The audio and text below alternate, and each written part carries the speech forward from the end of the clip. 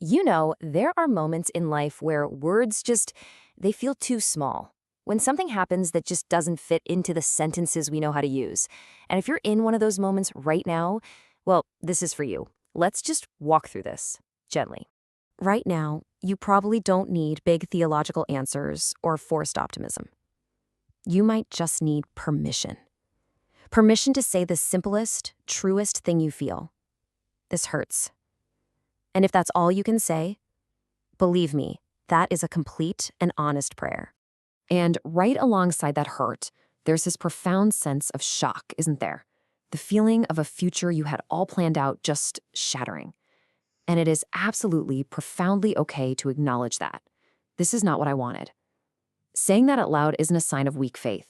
It's the very first step toward real honesty. So, what can you even say when the normal words just don't work anymore? When ideas like strength or hope feel like they belong to a different language, one you can't quite speak right now?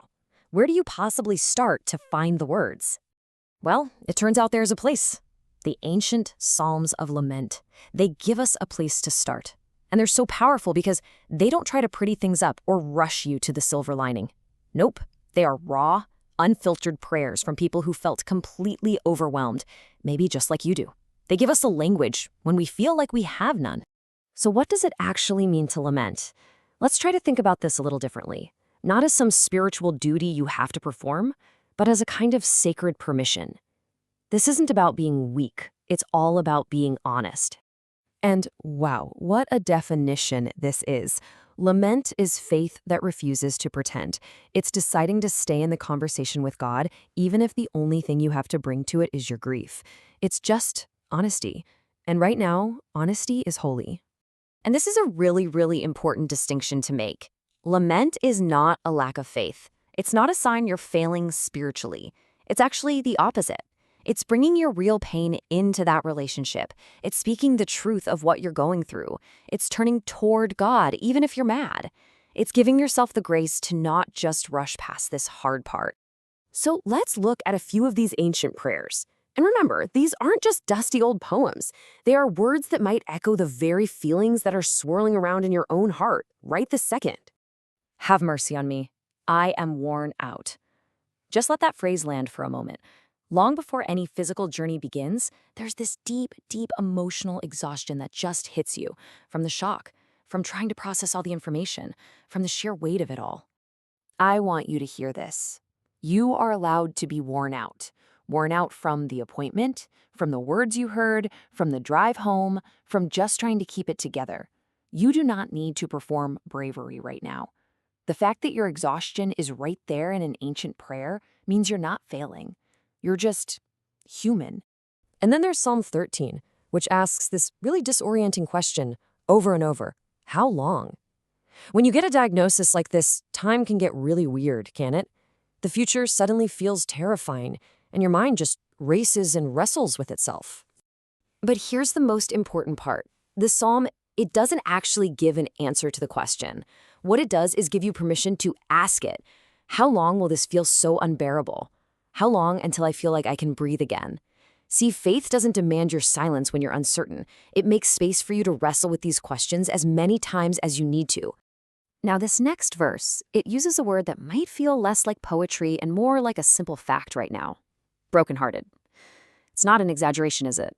It's the feeling of all your assumptions breaking, of that sense of safety you used to have, just gone. And what this psalm is trying to tell us is that you don't have to clean yourself up before you can be met with presence. Being brokenhearted, feeling crushed in spirit, that doesn't push God away. The promise here is that it actually attracts nearness, even if you can't feel it just yet. Which brings us to one of the most famous psalms of all, Psalm 23.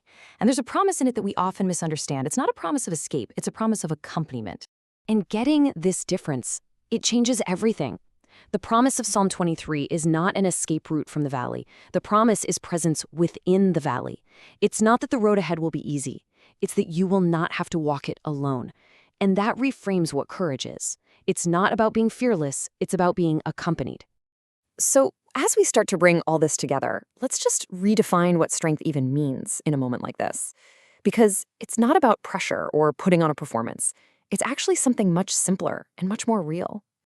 You see, these Psalms of Lament, they have a kind of movement to them, and the order is so important. First, the grief is spoken. The pain is put into words without trying to soften it. And only then, after that raw honesty, can authentic hope even begin to grow. You don't have to rush to the hopeful part. You are allowed to stay in the early lines for as long as you need to. So maybe the single most important thing to hold on to right now is this.